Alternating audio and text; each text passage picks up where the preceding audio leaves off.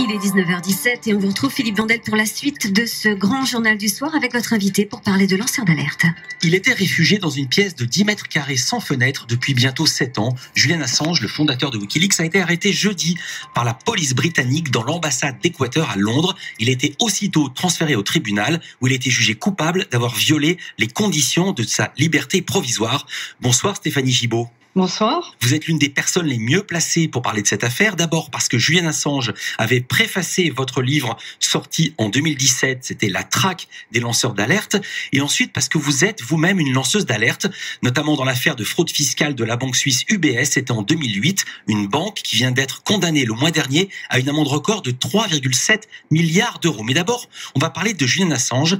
Quel sentiment vous inspire son arrestation ? Écoutez, à la fois beaucoup de surprises. C'était un vrai choc de voir cette arrestation donc par des policiers britanniques à l'intérieur d'une ambassade, et qui en l'occurrence est l'ambassade d'Équateur à Londres.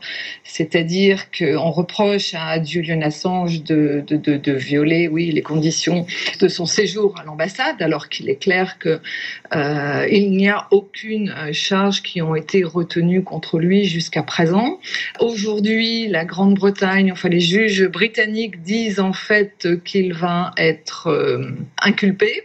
On attend de voir quelles vont être les conditions, mais il est clair que s'il était extradé aux États-Unis, il risque la prison à vie dans un quartier de haute sécurité pour espionnage. Alors pour l'instant, la Cour de Virginie aux États-Unis n'a retenu contre lui que l'accusation de conspiration pour avoir aidé à pirater un ordinateur de l'armée. Il risque 5 ans de prison au maximum. Mais vous dites que ça ne va pas s'arrêter là. Excusez-moi, mais là je vous interromps parce que c'est justement un subterfuge et un prétexte. On veut faire croire aux citoyens sur la planète que il ne risque que 5 ans de prison. Mais comme je viens de vous le dire à l'instant, il aura un procès à charge et il sera inculpé d'espionnage qui risque une prison à vie aux États-Unis dans des conditions terribles. D'un mot, je vais résumer ce qu'a été le scandale Wikileaks. Grâce à des complicités au sein de l'armée américaine, le site a publié des centaines de milliers de documents top secrets, notamment des infos sur l'armée au Moyen-Orient, avec notamment des récits de torture, de détention arbitraire et autres choses. Il y a également, qui pèse sur l'avenir de Julian Assange, l'affaire de cette femme, cette Suédoise, qui a porté plainte contre lui pour viol. Que pensez-vous de cette affaire ? Alors moi, pour connaître Julian Assange, c'est pour ça que mon témoignage est quand même très important. En tant que femme, en tant qu'amie, en tant que soutien de Julian Assange, nous savons très bien qu'il y a eu 2 plaintes de viol de 2 femmes suédoises différentes. Ces 2 plaintes ne sont pas des plaintes pour viol, elles ont été des plaintes pour rapports sexuels non protégés. Ce qui n'est pas tout à fait la même chose.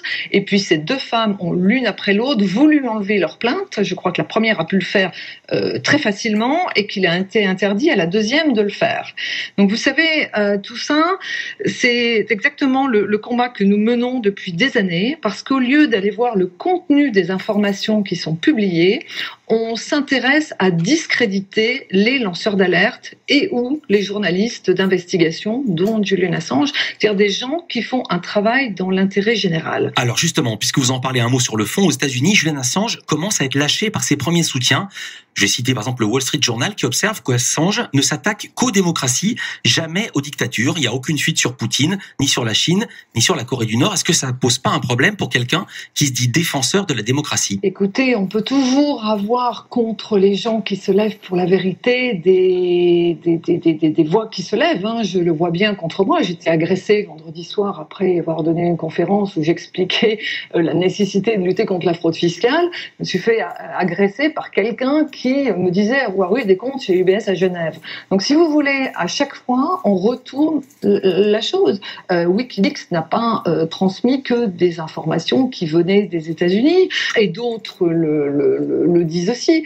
Donc il faut quand même essayer de se poser la question de savoir à qui profite ce crime de charger en permanence Assange et Wikileaks. En France, de nombreuses voix se sont élevées pour demander l'asile politique pour Julian Assange. C'est transpartisan, hein. À gauche, même très à gauche, il y a Jean-Luc Mélenchon et la France Insoumise. À droite, il y a Nicolas Dupont-Aignan de Debout la France, et dont vous allez faire partie, il faut le signaler, de la liste pour les européennes. Pourquoi, selon vous, la France doit-elle accorder l'asile à Julian Assange?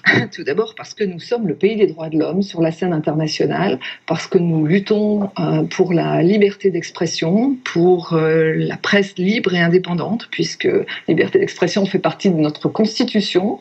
On peut aussi ajouter que Julian Assange, dans l'ambassade d'Équateur, a demandé l'asile à monsieur François Hollande, président de la République, en 2015. Cet asile a été refusé. Nous sommes la 6e puissance mondiale et Wikileaks avait dénoncé que les gouvernements et les personnalités qui étaient monsieur le président Chirac, le président Sarkozy, le président Hollande avaient été écoutés par la NSA, l'agence de sécurité américaine.